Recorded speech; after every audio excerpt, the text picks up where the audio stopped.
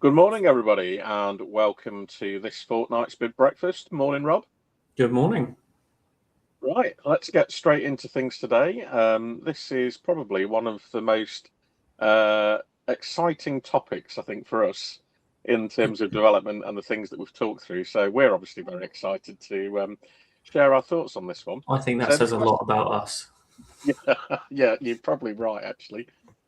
So the question that we asked ourselves after much debate over the last, well, more recently, the last kind of year, but in reality, the last 20 years, I suppose, in terms of what we've seen, how things have developed, different teams we've worked in. But does the perfect bid team exist? Now, No. we have purposely gone for cheesy images, so there is no apologies for that. Right, well, that's the end of the webinar, Rob. If the answer's no, Yeah, that's can it. we Yeah, say mic drop. everybody that? Yeah, okay, fantastic. So, I mean, obviously, that is not a question that's yes or no.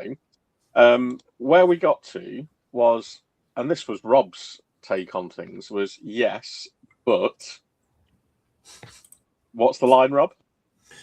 So I've had a very long day and I'm very distracted by the picture. So, The line was one size does not fit all. oh yeah, And I yeah, think yeah. that's very I was going to try true. and make a link to Cinderella, I think, and I think I've failed on that.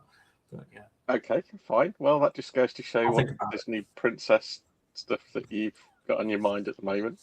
So what we started to think about then was, well, if there is the perfect big team, but one size doesn't fit all, what do those different sizes look like? So where we got to was actually probably one of the important things is the role. Never mind the size of the team or who's in it and where they've come from and all that sort of stuff, whether they're dedicated BD professionals or whether they're people in different areas of the business. These were the roles, and there will be other roles that sit outside of this, but these were the key roles that we started to talk about in terms of the perfect bid team. So, and I've kind of put these in hierarchical order, but that doesn't necessarily have any importance really. So, a bid director of some description or other, a bid manager, a writer and/or/slash graphic designer, depending on where you work, what sector you're in, how your proposals and bids get put together. Now, there's a bit of crossover between those two roles, and there's very separate parts to those. So we'll perhaps cover those separately. Definitely some sort of finance modeler, and that isn't catwalk. That is more spreadsheets and numbers. Subject matter experts, they are absolutely essential to this.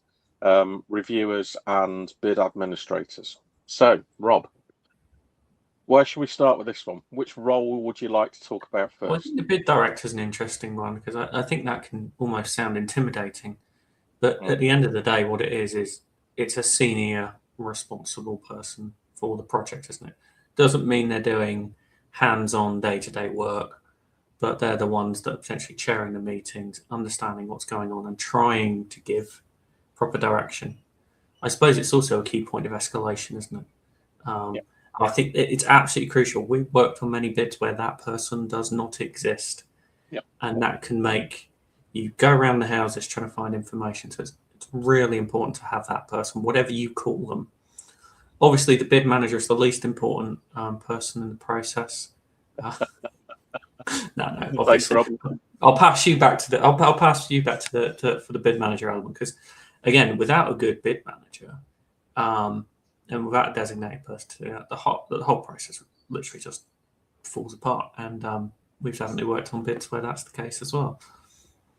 Well, you are assuming there that there is a process, and I don't say that tongue in cheek.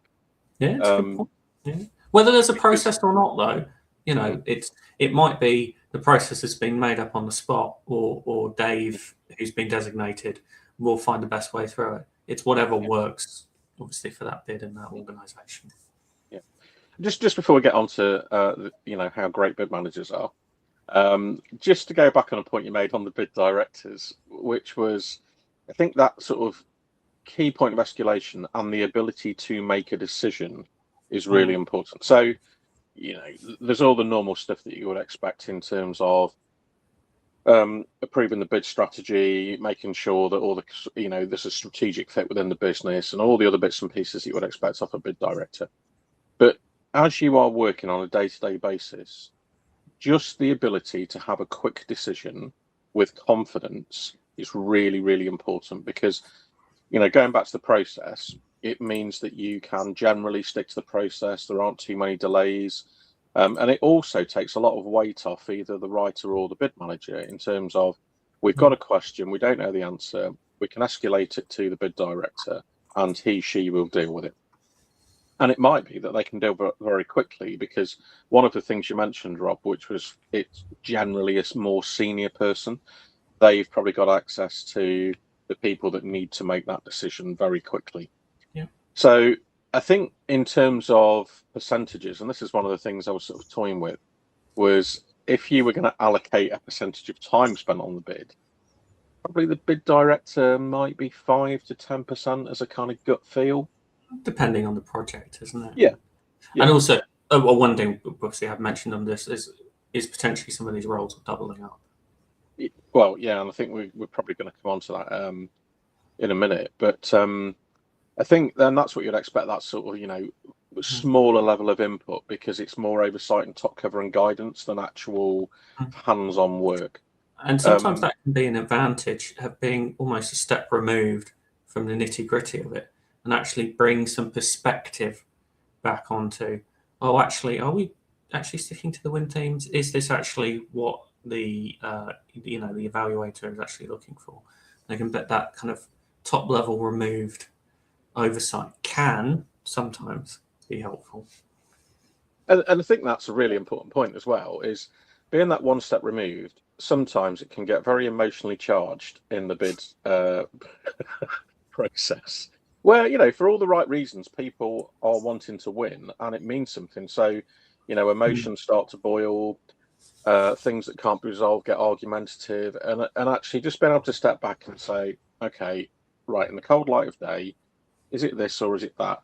Let's talk things through. So I do think that's a very, very important point, and having that person just slightly back from the actual coalface, it is really key to that.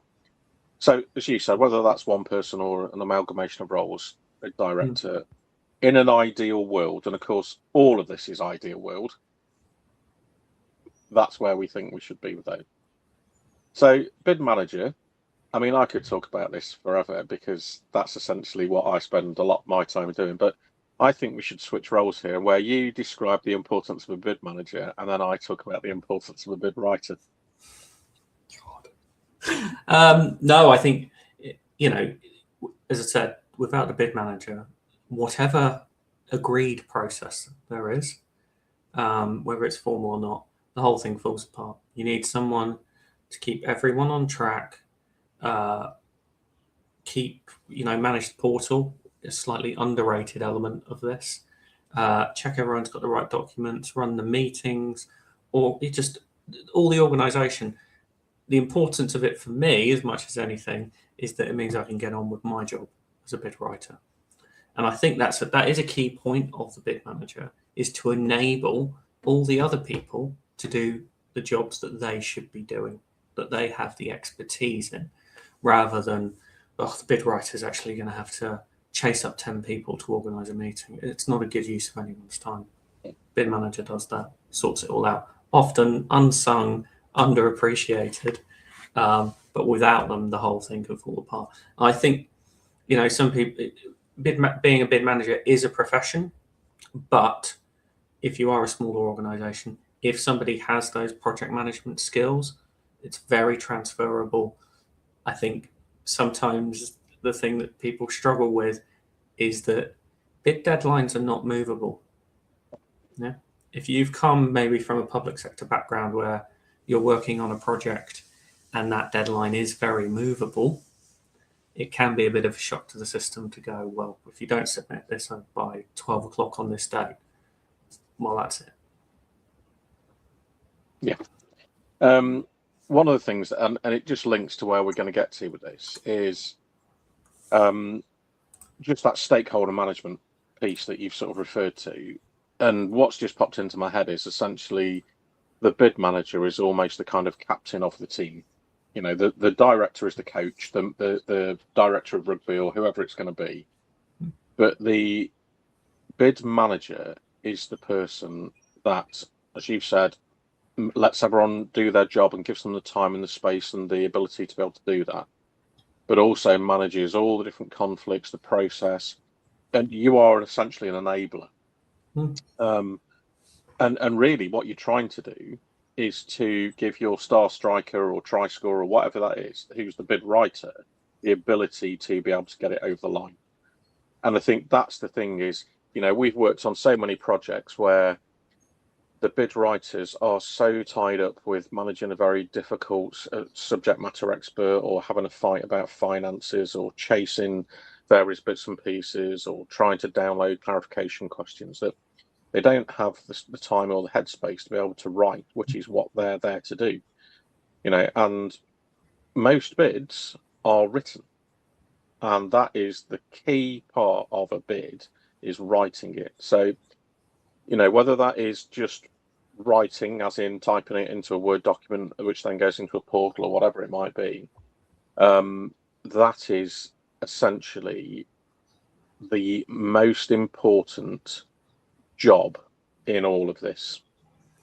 Just a quick, interesting point on that. I was just thinking about this. What I find quite strange then is that bid writers are often the junior person, and often the less paid person in an employed organisation. Consultancy is different, but if you're in an employed organisation, I started out as a bid writer, and well, it's almost the most important part of the process. So it's I just find it a bit of a weird juxtaposition. I think this is where it gets really interesting, is that, and this actually is a situation that has been very recent with us, is the bid writer can be really great at what they do, but they've got to have the building blocks to put it together. So they can only write what they've been given. And I think that's where, potentially the bid manager, the SMEs, the reviewers, the bid director, they're feeding you the jigsaw pieces to put together. And I think that's the bit, the component parts come from pretty much everybody else on that list. It's the writer, in a lot of cases, not all, but in a lot of cases, that has to look at the pieces of the puzzle and start to put them together in the right order. And it's a little bit, we've talked about this with our writing methodology and how you would recommend people structure things. But that's essentially the picture on the box of a jigsaw. So it is like, right, here's our plan. This is what we want to work to. How do we now put these pieces together to make the picture? And I think, whilst bid writers do work on their own and do very well at that, I think, and tell me if I'm wrong here, it's far more supportive most of the time when there is a bit of a team, whether that's individuals or roles, that sit around the writer to support. Yeah, I think without trying to sell BidVantage too much on a bid breakfast, I think it's one of the strengths of what we have. And I mean, I think 7-8 years we've been working together now. Ever since I've been working with you, I write better bids. And that's because I've got the right support from you, or you're enabling the right support from other people in other organisations to let me just get on with what I'm good at. Before that, I would be solo, locked in a dark room, and just told to get on with it. And but enough about your private life. But yeah, and I think that is, it's definitely more important, I think, to have just more than one person. Yeah. You're a team. And actually, I think a bid manager and a bid writer should be a partnership. I don't think it should necessarily be hierarchical. Often in organisations, a bid manager line manages the bid writer.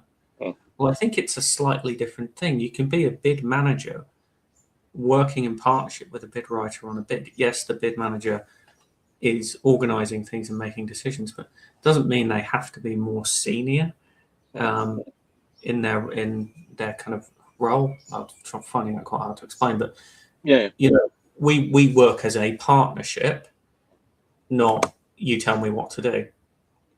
That's what you think. Well, anyway, yeah.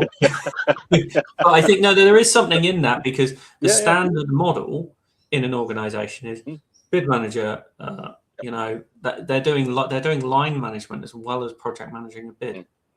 Yeah. And maybe that's a debate for another day, which is Mm. how much people should be paid for these different roles, which would be a very interesting debate. Yeah. Just in the interest of time, because I just had a little ping there to say we're halfway through, and we're not even halfway through. Graphic design. I think that's something that we have come across more recently. I'd say recently, probably the last 4 or 5 years. Most of the public sector work that we have completed has generally been portal based, where there is limited chance for formatting and making something look nice.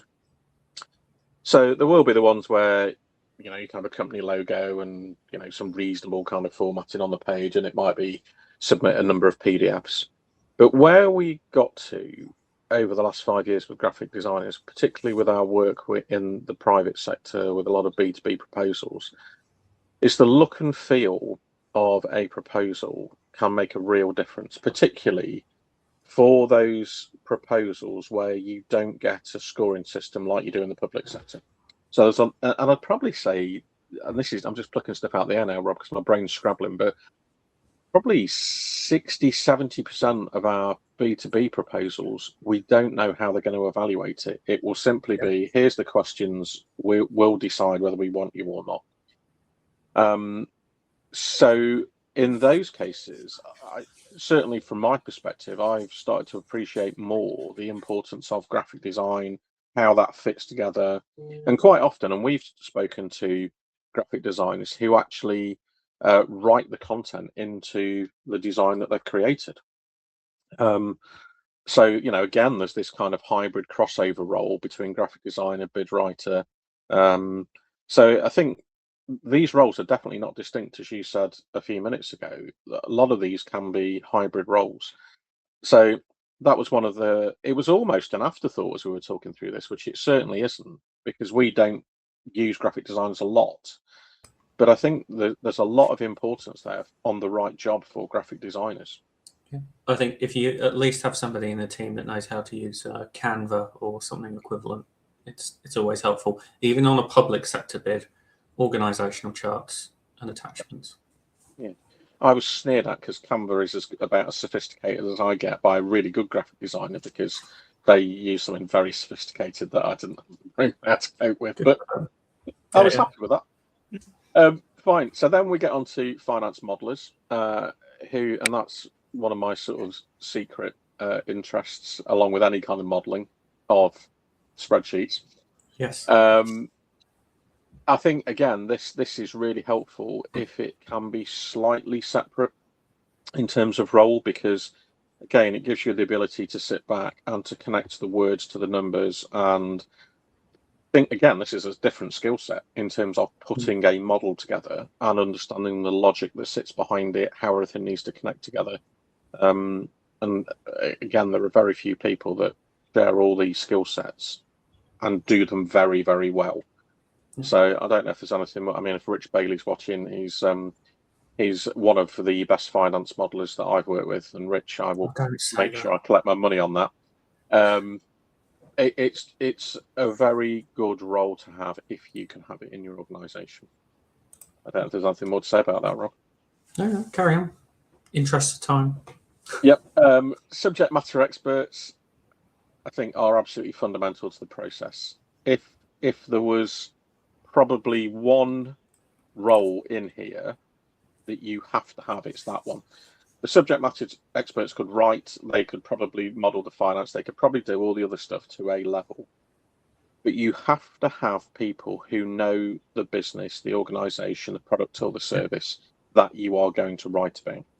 So we've worked with bid teams that are completely separated from service delivery or product delivery manufacturing, where they are expected to sit in a room, probably somewhere else, and write bids about something that happens miles away. Sometimes it works. The majority of times in and I say our, I'm talking for both of us here, Rob, so jump in. It's not that good in terms of winning bids because they are so disconnected from what's Mhm. actually going on. I think you have to talk to people who are doing it, or at least managing whatever it might be. Reviewers Mm. now. I would say, particularly for the way that we work, reviewers are very important because, again, it just gives a view on how things are shaping up against the original strategy and plan and scoring system that perhaps when you have written 70, 80, 90 responses, you are too close to be able to give an independent view. So I think it's a good sense check, and it comes back to working as a team and supporting each other. I mean, this really is one that helps you, Rob. So maybe you want to say whether it's useful or not. A quality review helps me. I know plenty of bid writers who would bizarrely rather have their work come back with very few comments on. The more comments, the merrier. I want that expertise, that input, that challenge. We won't go into too much detail, but where reviewing a bad review can be more harmful than no review at all. So reviewers do need skills, or at least guidelines to work from to make it useful. Otherwise, you end up with philosophical questions that somebody has to make a decision on. The idea is to help support the process, not slow it down or make it more difficult. Yeah. I mean, I'd like to say a lot more about that, but we are going to run out of time. So I think getting on to bid administration, this for me is probably one of the really good nice to haves because a good bid administrator is worth their weight in gold. Yeah. Just in terms of keeping the price, and companies I've worked in, bid administrators have been given well, in those days it was a PQQ, but that initial stage of selection to deal with, and they were bonused on that, and there was a nice system where it worked really well for them. They were, as much a part of the team as everybody else. I think in some organisations they are at the bottom of the pecking order, and they're almost kind of not important in the grand scheme of things. I would take a good bid administrator every day of the week into the team because it takes off a whole load of pressure. That means, and going back to your point earlier, it means you can do your job. Yeah. I think they can very much enable the bid manager to focus on the more important elements as well. Yeah. Fine. So, just translating that into the perfect bid structure, as you've said, a lot of these roles are hybrid. These were the different elements that we think work best for us. They might not work best for everybody. This was certainly what worked best for us. Was essentially there are various levels of connection here. So the bid team, which would include the bid management and strategy, are obviously connected to the writing team very, very closely. The writing team are connected to the subject matter experts. The bid management are connected to them as well through the writing team or directly. Bid management has to be connected to the review team, and that's a feedback loop that works on a constant basis, whether that's 1, 2, 3 reviews, whether it's constant review, however that works in your organization. I think that loop there, that's almost your continuous improvement loop with the writers and the subject matter experts in the middle. And then slightly removed from the process of production is the sign-off team, because they've got to give that independent view at the end of, is this in line with the organizational values, fit, business plan, growth strategy, whatever it might be.